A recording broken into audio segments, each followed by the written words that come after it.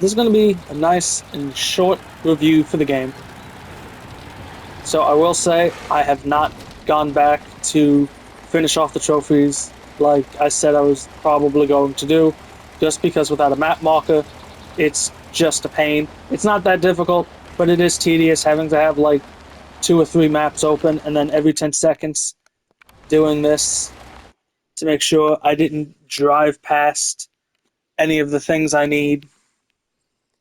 It does, at least when you hover over it, it'll tell you if it's collected or not, and then it'll tell you how many there are. But there's just a lot of collectibles in this game.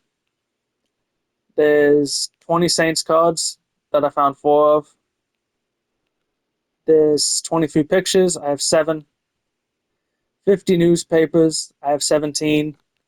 And 50 mystery foxes, I have 16. I will give the game props. If you highlight it on the map, it will tell you if it is in a chapter specifically, or if it's just one you can go get, which is nice.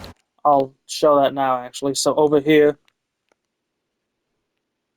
there's this one where it says collect it in the mission Industria. So that is nice that it tells you.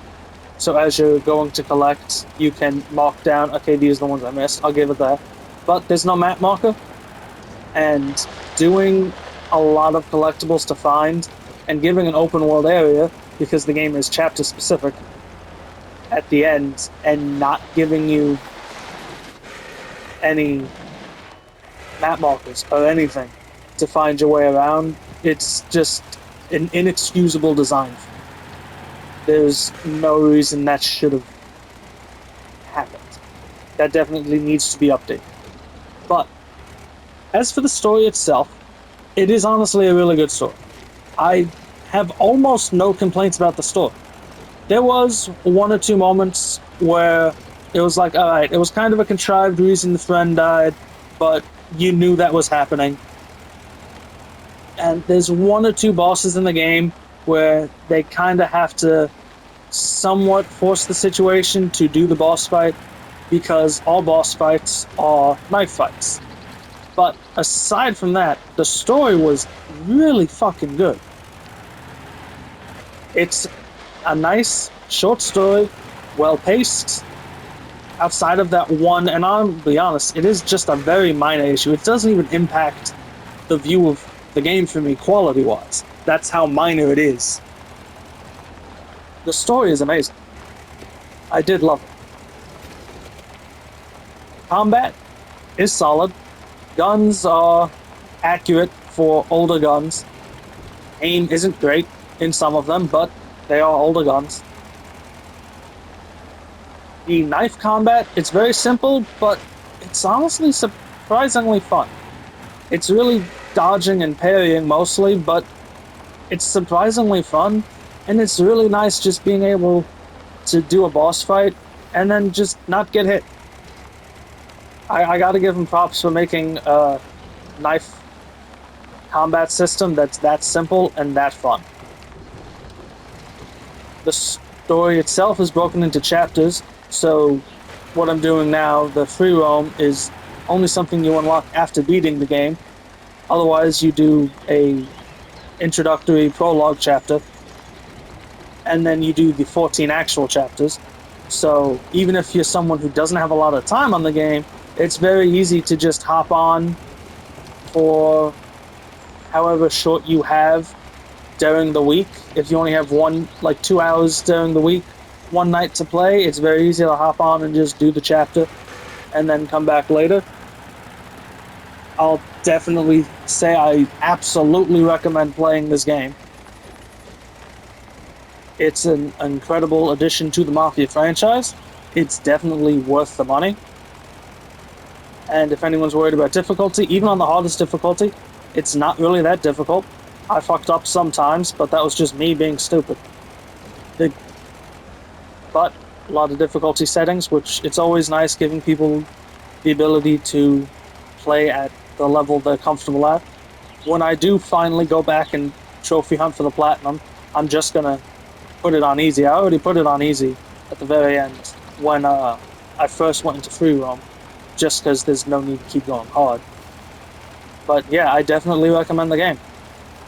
The only actual complaints I have is, as I said previously, it's just inexcusable doing an open world collectible hunt without map markers. If I suggested doing that when I was in school for a game I was going to make, there's no way my teachers would have been like, yeah, no, that's a good idea. 100% they would have said that's a terrible idea. No way they would have greenlit something like that, and they would have explained to me why that's just a bad idea. I really hope they do a patch at some point adding that in. And I will say, there are 2 chase scenes in the game that I think could have been a little shorter. You chase these 2 guys for quite a bit of time, and it definitely felt like, alright, you could have pulled back the chase scene a little bit. You didn't need to go that hard and that long. They were cool, the boss fights at the end were fun, but like one of the guys, you do a knife fight 3 different times as you chase him before you actually get him. And then, as anyone who saw the gameplay and should know the review, these will be spoilers, you aren't even the one that kills him. Your character does a slight fuck up, and then someone else comes and saves you. It's like, alright, so after all this chase, I didn't even finish him off. But that's really it. The lack of map markers and the long chase scenes are my only complaints with this game. Another point in this game's favor is I do think it looks incredible. Like, driving through, I think this looks great. They did a nice job on these older, more rustic towns. I think the scenery is beautiful. I mean, look at this. This just looks incredible to me. Even the car looks nice. So yeah, this is a great game. I give it an 8 out of 10. I would probably give it higher, but those 2 chase scenes are a slight issue. But I have to dock something for just how poorly designed the collectible aspect is. That definitely needed just a little more time in the oven, like I said, just to get the map. But yeah, it's a great game. I definitely recommend buying it. Very solid 8 out of 10. I do love this game.